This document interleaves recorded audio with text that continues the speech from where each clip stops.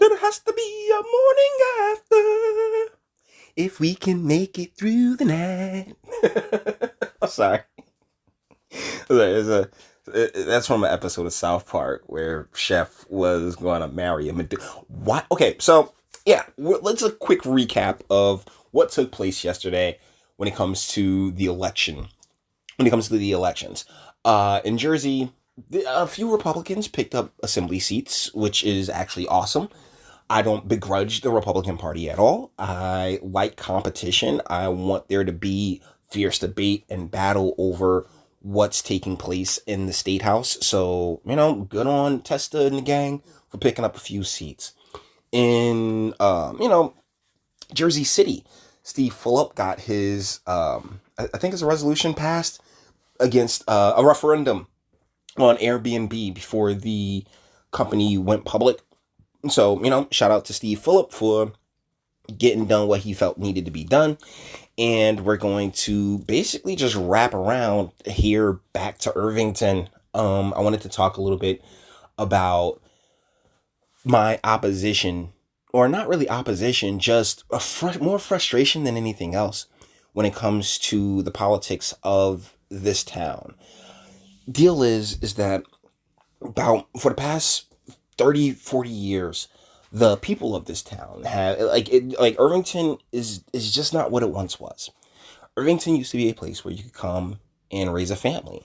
There were a few there was like a little industrial area in town where people were making pretty decent money. You can go have a house and a family and stuff like that. And since like the 80s, the plan's been, let's get rid of the industrialness, like Revlon and so many other factories and buildings that you can see around the township, and let's replace it with programs and the drug war and stuff like that. And it's really a plan that took place all over this nation when it comes to urban communities.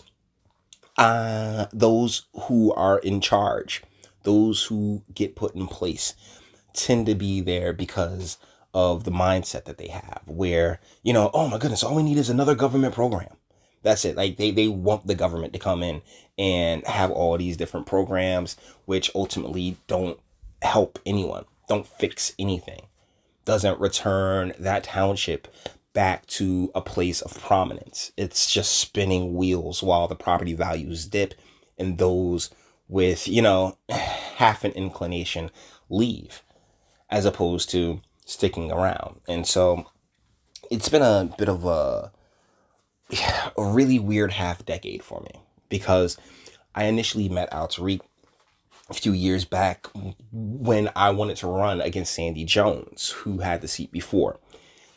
We would have split the vote, so I rolled with the guy. Actually, like I've told this story on this channel like 3 times now, and I really rocked with them. See, thing about politics is that you need an ego. Okay, an ego is a bit necessary. To think that you can come in and help is it really is a confidence thing, isn't it?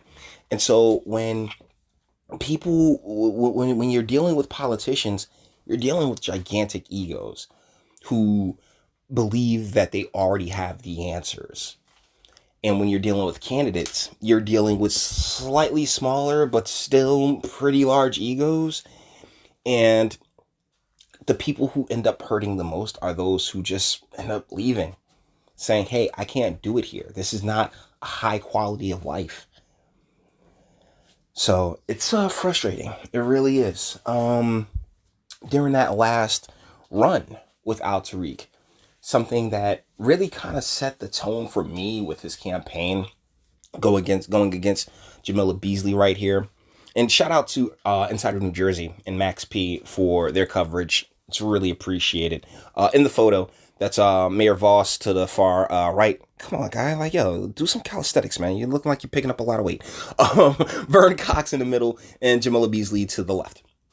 And the gentleman who looked to depose him, Al Tariq, once again, I'm friendly with all of these people.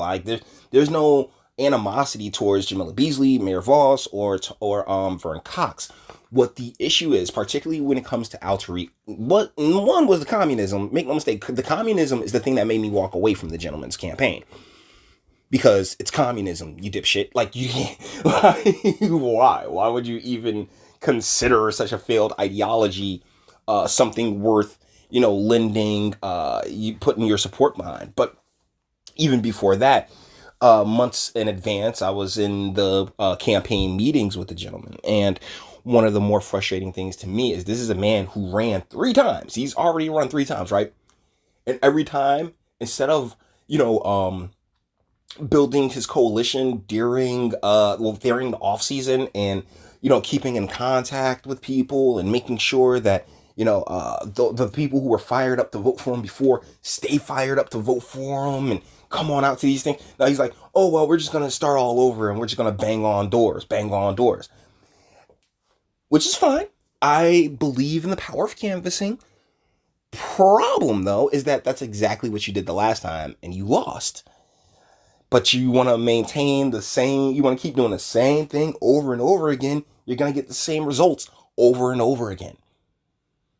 And I think that this serves as a pretty fantastic warning to anybody that wants to run. Look, your chances on your first shot, right? They're slim to none. I mean, unless you're like you're not going up against, if you're going up against an incumbent, slim to none. I give you better odds if it's 2 newbies going at the same position. 1 second. It's the morning, guys. So I give you better odds when you're when you're not facing off against an incumbent. Sandy J was an incumbent. She'd been an incumbent the last 2 times the man had run. So instead of building on your coalition, instead of building with the people that the votes that you got initially, you scrap the entire thing and say, yeah, we're gonna start over from scratch. That's ridiculous.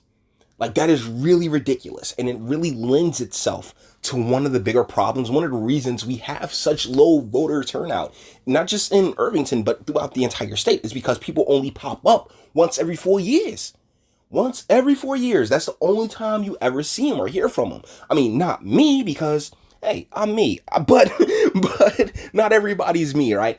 But the elected class, they know, yeah, just every 4 years, come on out and we'll deal with you. And that's just not a winning mentality when you're the underdog. You gotta keep the people that voted for you initially, you gotta keep them in line. You gotta keep working with them. You gotta keep them involved and letting them know, hey, yeah, I'm still around. I'm still in the community, I'm still advocating for everything that I would advocate for if I did or didn't have the position. But and I believe that's far more sincere than, oh, hey man, 4 years. Like, when you can pretty much set your clock to, hey man, when am I gonna get to see Mayor Voss? Oh wait, it's been 4 years. Okay, yeah, here he comes. Hey Mayor Voss, what's going on? It's been every 4 years. You get what I'm saying? Like, there's such a level of disingenuity.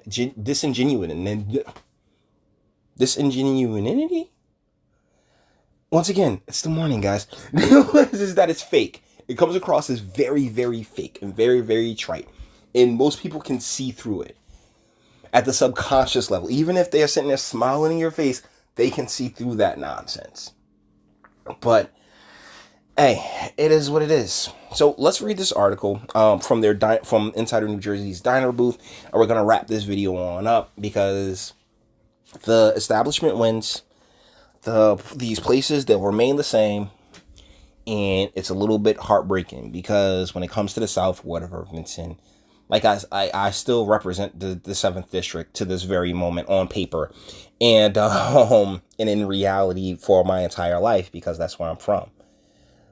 I love the people of the 7th Ward, Miss Reed, the Creightons, the Browns, the Douglases, everybody.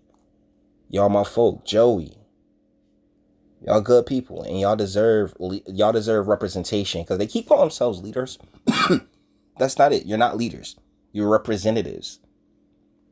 And unfortunately, the best interest of the people of the South Ward, once again, will go ignored because they call themselves leaders, which is just nonsense. So it's frustrating. It really is, guys. Because I could have beat them. I could have, guys, oh my goodness, I could have won.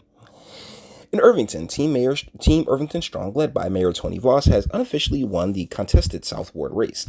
The legacy continues, Voss told Insider New Jersey. Oh my God, it's just what legacy? Like, I'm still curious. Like, what legacy is still like the whole Beasley thing is still rather prominent around in those parts, primarily due to the seniors being their bread and butter. But what else? Backed by the mayor and his team, Jamila Beasley defeated challenger Outreach Shabazz in the South Ward. Tisk, tisk, tisk. But it is what it is. Sad? Not really. He's a communist. I mean, it really was a rock and a hard place type situation where, you know, I like you as a person, but that ideology, that thing that you believe in, yeah, I think it's dumb. But at least I know what you believe in. She's like, what I heard from her was boutiques and restaurants. Oh my, and all these things that don't lend itself towards prosperity for the township as a whole. Yeah, a couple of people will do okay. You know, a couple of boutique shop owners and a couple of restaurateurs will do fine. But it should be about going after things that will help the collective. It should be about saving or helping as many people as you can in one shot. But that's just not the mindset that sprouts from this elected class. So, and this, trust me, it's not just them. All right. The only reason I single them out is because they run the place that I come from. They run my hometown. That's the only reason I'm singling them out. In reality, it's all over the place. It's literally, legitimately, every urban center in this nation has gone through this nonsense. Where there's been, like, because the urban centers used to be home to the industrialization, right? So much industry taking place there that, it was impossible to go into a city and not get a job. And it all changed. And with that change came a lot of crime, the drug war, and all these different policies and legislative measures that have wrecked these places. And whether or not they want to admit it, the places near them as well. But I guess that's a story for another video. Anyways, all the internet stuff. If you liked it, which you guys probably didn't even watch this one. Liked it, do that. Dislike, do that too. I'm not scared of you. Sub if you enjoy my fantastic voice and you want to get videos like this not like this, because we only get like a few election days a year. But every single day. Sub if you enjoy my fantastic voice. Share, because sharing is caring, and YouTube and BitChute are the biggest fans of me. And speak. Let me know, what do you think in the comments? I mean, I saw this coming from a mile away. I'm kind of glad I've ripped this off of my record because I ain't taking this L. Nah, I couldn't do it. I just couldn't take that L. I will ride with you until the wheels fall off, until you tell me, oh man, I believe in something really, really dumb like communism. Then I just can't mess with you. But let me know what you guys think in the comments. And until the next one.